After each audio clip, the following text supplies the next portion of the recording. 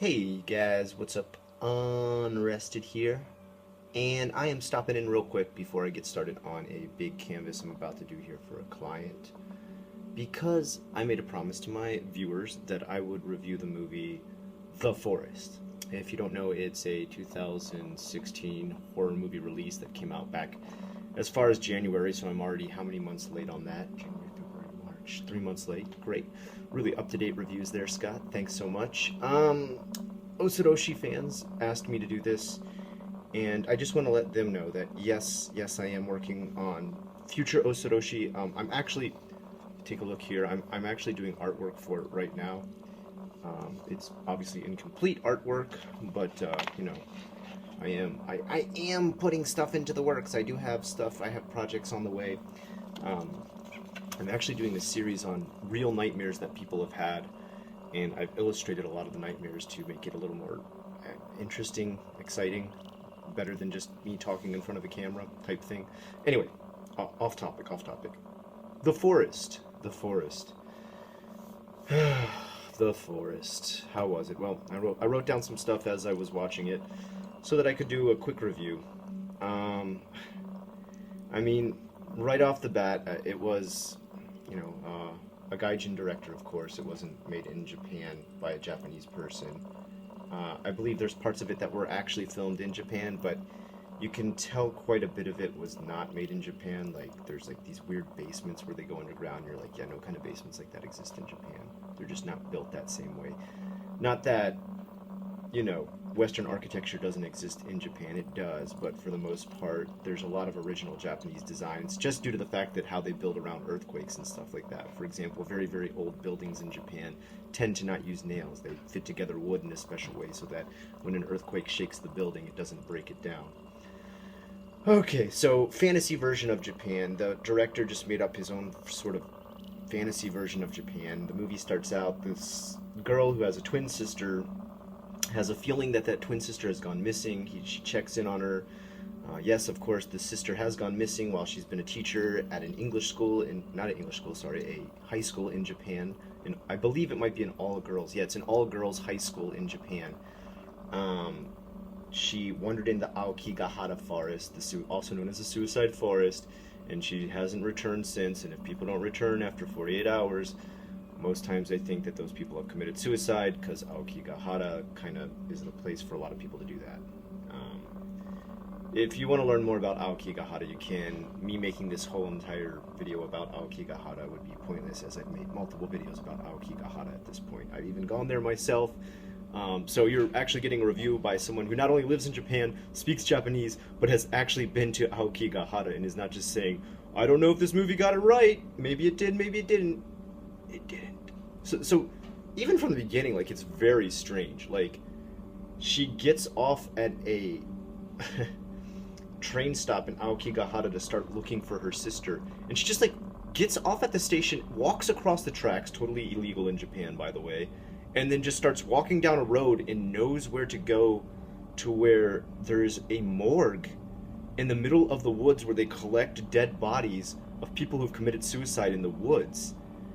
Kind of like a ranger station, but instead it's run by like a mama who, I say a mama, I mean not like a mama ya or like a mama of a house. Like, how do I describe that? In Japan, so like if a woman runs a business, they're called the mama of the house. And she's the one who runs this place where they just collect the dead bodies and store them until people come to pick them up by placing them underground in cold storage in kind of like a makeshift morgue. And what? Like, first of all, like, she gives you no kind of clue or exposition that she's even going to this or that her sister is definitely dead, so why she's even going out there. Because even through the whole movie, her big thing is she's like, I'm a twin, and twins know when the other twin has died, and I don't feel like she has died. So why are you going to a morgue at the very beginning of the movie? To find her dead body? Like, what? Like, did you read your own script? But this is like the most nitpicky part. It gets way worse than that. First off, even just when she gets to Japan, the way they portray Japan is just not the Japan anybody has ever been to or lived in. She goes to a sushi restaurant where they serve her live sashimi that's still moving in its shrimp, which, yeah, you could probably special order that if you were like this connoisseur of sashimi, but no gaijin would walk into a shop and the sushi chef be like, you know what, let me give him this totally fucked up meal. So that right there is just kind of crazy. And then while she's doing that, while she's like, ew, what the hell is this? It's like so moving and stuff. Oh my god. Then there's like these Japanese kawaii girls next to her like, tee the gaijin can't eat sashimi, ha ha ha ha. And like they're just, Japanese people just aren't even that mean. Like the average Japanese person would just kind of be like, oh yeah, that sucks. Yeah, she's probably not used to that. Like that's all they would be like. They wouldn't be like, tee you so stupid gaijin. And then she gets into a taxi. A homeless person runs up to the taxi, slams his body against it, and scares her. Homeless people don't act like that in Japan. I'm sure that probably has happened at some point, but for the most part, homeless people in Japan don't even ask you for money. They work. They actually work day in, day out, collecting cans to earn a little bit to eat a meal. They don't, but they're not aggressive like that. Okay, so like I said, a fantasy version of Japan, and there was just like so much more. Like the Japanese people she meets are kind of like blunt with her and very rude and not willing to take care of a guest in their country, which is like the complete opposite of how the average Japanese person is. The Japanese tour guide she meets is kind of like, no, you cannot go into the forest, and it is very, very bad because you are sad girl. And you're just like, oh, come on, man. Like, nobody would be like that big of a jerk. Like, they'd be like, look, I know you're worried about your sister. Why don't we let the police and a search party handle this? I'm just worried about you getting lost. They would not just be like blunt and cruel with the fact that you look like a very, very kanashi girl. You know, going in there. Okay, like it's just this totally unrealistic version of Japanese people. So there's that. I mean, there's just so many more things that you're just like, okay, like this isn't the Japan I live in. I don't know what this is, like Hollywood Japan. Which I mean, okay, it's a Hollywood movie. It's what I should expect, right, guys? Right? Am I being far too harsh already? Okay, so let me just kind of go through a list I wrote here. Fantasy version of Japan. Japanese talk about the forest with no problem. Yeah, that's another big no-no. Okay, just every Japanese person she meets in this movie is just like, oh yeah, Aokigahara, the suicide forest. Like, people totally kill themselves there. They're crazy people who do that. So sad and stupid. Like, first of all, like, even if Japanese people really did think that about people who went to the forest, they barely talk about the forest. They don't want to talk about Aokigahara. They don't want to talk about death a lot. In general, the average person doesn't want to, like, consume themselves with thoughts of death. And that's the way the Japanese are with Aokigahara. It's a dark place. It's kind of a taboo place. If you brought it up with the average Japanese person here in Japan, they'd be like, yeah, that's a pretty creepy place. Yep. Yeah, can we, like, not talk about that? Because it's like, I don't even like to talk about that place. Like, that's honestly how they act about it. Like, they're like, yeah, it's creepy. Probably some of the stuff you've heard is true about people going out there to commit suicide. But can we, like, not talk about that? Because that is, like, super depressing. But in this movie, they're all just like, if you go there, all them ghosts are gonna trick your sad brain, and then you're gonna see illusions, because people who are sad and go into the forest are totally like, oh my god, ghosts are coming for me! Ah! So, it's just, you're just like, who are these people? Who talks like this in Japan? They keep calling them yurei, and they say, when a girl dies, she becomes a yurei. Well, actually, if you had done a little research, directors, a dead woman ghost is called an onryo. That's a vengeful woman ghost. Yurei is a large blanket classification for ghosts in general, but if you really want it to be like, because there's specifically one part where she comes to look for her sister at the school, and because she is a twin of her sister, all the girls at the school are like, Iyaya! Yobakekita! So like, they think a monster or a ghost has come to their school because they think it's her sister who died has come back because she's a twin. And she's like, what? I'm totally just a twin. Chill out. God, guys. And then there's this weird translation part where the principal of the school translates for the student who's like really aggressive towards the principal. Like, the principal's like, she thinks a yurei is coming to get you. And the girl's like, Chigayo! Akote yurei! And she's like, I'm sorry, she thinks it's an angry ghost is coming to get you. And just like, dude, if you talk like that to Kocho Sensei in Japan, get ready to get your head smacked halfway across the room. You don't talk to the principal that way, especially at an all-girls private school. That girl would have been, like, drop-kicked into outer space. Like, anyway. Again, fantasy version of Japan. Okay. So they go into the forest. She meets this gaijin before she goes in. There's like, hey, I'm a reporter, dude, and I, like, for reals, yo, I speak Peita Nihongo, and I totes like Benkyo Shita in America, because now I lives in Tokyo, and I'm like totes on the DL with the JJs, yo. And like his Japanese is just like the thickest American accent you've ever heard. It's like fucking Fast and the Furious Tokyo Drift level. Like, sumimasen demo boku wa gaikokujin desu. And you're just like, fuck, man, you're killing me, dude. Alright, I mean, you know, fair enough. I can't expect everybody to come in with, you know, mega fluency. I shouldn't, you know, expect every actor to come in there. You know, Uma Thurman did her best with Kill Bill and stuff, and I mean, that was bad Japanese. But I really shouldn't be so harsh on that. I'm being very nitpicky. You can't, I guess, expect every single, how do you say? You can't expect every single actor that comes on to just like blow you away with fluency in every language of every type of movie that they act in. So I'm being harsh. I'm gonna take that one back. Can I take that one back? Oh, sorry, I put my hand in front of the camera. By the way, my camera about to die, so I had to plug it in. All right, so let's continue on. So they go into the woods. They're looking for her sister. She finds her sister's tent, and you know, I guess spoiler alerts at this point. If you're worried about a 3-month-old bad horror movie, and I'm spoiling it for you, stop watching. And they go in there and they find the girl's tent. She's camped in the middle of Aokigahara, which is like incredibly dangerous. Like, she's literally like camped in the middle of nowhere in the middle of Aokigahara, which anybody, even like the dumbest baka gaijin, knows is stupid. Okay, so she does that, and she's like, I'm gonna stay here overnight because I know she's coming back to the tent. She's like, totes my sister, we're like total bond because, you know, twins, bro.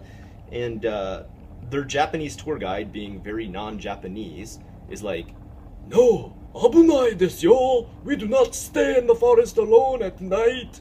I am going to leave you here alone because that's how real Japanese men act. They just leave young gaijin women in the middle of Aokigahara by themselves. No, that would never happen. Like, no Japanese guy whose job was to be a tour guide would ever do that. If later it got found out that that's what he had done, he left her in the middle of the forest and she died, or like the elements took her, or just anything bad, like he would have to commit suicide himself for all the shame he would have to suffer. He would have totally lost face in Japan. It just, obviously someone who knew little to nothing about the culture. Okay. And so why they're in there, like why they're in the woods, the thing that I started laughing about a bunch was she's in there and she keeps getting spooked by like animal noises. And one of the main aspects of Aokigahara is the freaky part is nobody hears any animals in there. Like, nobody comes in there because it's so freaky, because it's so deathly quiet. Why do no animals go in there? Well, animals can sense this thing called death. Yes, they can smell it, they can see it, and they know if there's a place where there's a ton of people who've died, committed suicide, however, reach their end, they're like, yeah, this doesn't smell good. This doesn't smell good. Why is everybody dead here? This isn't cool. I'm not gonna stay here. I'm not gonna make a house here. I'm not gonna burrow into the ground here. Fuck this place. And that's what animals do, because they're smart, alright? They get the hell out of there. They don't live there. That makes the forest all the more spooky. It's legendary for that. Like, that's one of the main aspects of the spookiness of Aokigahara. There's no goddamn animal noise. Well, all through this movie, it's like, reep, reep, chicka, chicka, chicka, chicka, chicka, hoo. And she's like, animals!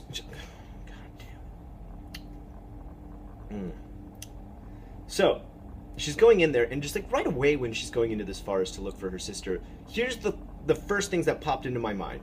No search party. Not going to do a search party for your sister. She's been missing. The police called her in America to tell her that she was missing.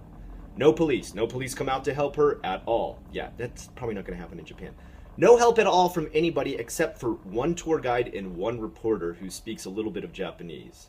Best plan? Stay out in the middle of the woods with a total stranger. Yes, at the end of their little exploration to the woods, she's like, well, I know my twin sister's gonna come back to this tent, so I'm gonna stay here in the middle of the night until she comes back. and the other dude, who's the other gaijin she met at a bar, who's like, dude, I'll totes help you if you let me make a story about this.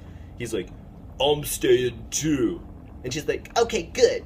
and it's like, yeah, you're a foreigner in a brand new country you know nothing about, in the middle of a forest that's known to be super dangerous, that you know nothing about, with a guy you know nothing about, in the middle of the night, miles and miles and miles away from civilization. Sounds safe to me. I think you're gonna be fine.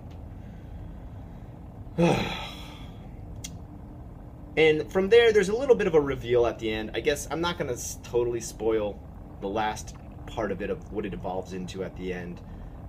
There's kind of a twist when they find out what happened to the sister, and I guess I'm gonna leave that closed up and sealed off so that you can watch the movie and I guess kind of enjoy that twist ending. Guys, there were a few, I guess, although they were very tropey, they were very cliche, horror aspects of this movie, they were done so-so. They weren't really that bad. Like, practical effects and computer animation were a good mix. I'll give it that. The only scares that were in this movie were the most basic of basic jump scares that have been done like 300 million times before. You have no empathy for any of the characters in this movie. You give zero fucks what happens to them. You don't know who the hell this girl is, and you don't know shit about her sister other than, yeah, she had some bad parts of her life and now she's gone. Brr, she's disappeared before. Brr. Wow, you really have a lot of empathy now, right? The guy, you hate the guys in the movie right away. You're just like, screw these guys are idiots. Like, they don't, like, worst search party ever. Japan is like a fantasy version of Japan. The forest is a fantasy version of the forest. It just kind of jumps around into weird stuff just to pull out all kinds of horror tropes, like, I should walk down this dark hallway in the middle of the night. Oh, I bumped into an old scary lady, but she has nothing to do with the story. She's just an old woman who's lost in the same hotel I'm at. Bye-bye, woman. I'll never see you again. See you never. It's just like that kind of stuff over and over again. You go through, oh, you're a sad girl, and when sad girls go into the forest, they see ghosts. So, of course, the first couple of people she sees hung, they come back and haunt her. I guess, okay, here's the good thing I will say is, I remember when I watched the preview, there's a guy who's got a bag over his head, which again, that makes no goddamn sense. Who hangs themselves by putting an executioner's bag over their head and then hanging themselves? You can look at pictures on the internet of people who've killed themselves in Aokigahara Forest. Nobody's got a bag over their head. Nobody says, oh, you know what, when people come to find me, I do totally not want to gross them out. Let me go ahead and take this leather sack that no longer exists and I can't buy at any store and put it over my head before I hang myself. Is it worth a watch? You know what? Watch it. Watch it. Go watch it. This director went to the trouble of making the movie. And it's not the worst horror movie I've ever seen. It's not like watching The Sand. I don't know if you guys have ever seen that horror movie, The Sand, or The Ruins. That was a bad one too. It's not as bad as, I don't know, but I mean, it's not really good either. It's your middle road, less than middle road. It's your below the middle road horror movie full of tropes, cliches, things that have been done a million times. Kind of vanilla scares, whitewash, January release movie. And it shows. On top of that, its version of Japan is kind of like a fantasy version that the director kind of made up in their mind. And the way the Japanese people act is not the way Japanese people act. I guess if you take anything away from it, enjoy the couple effects that happen. Don't believe that you've learned anything about Japan. And that's my final take on The Forest. Guys, have a good one.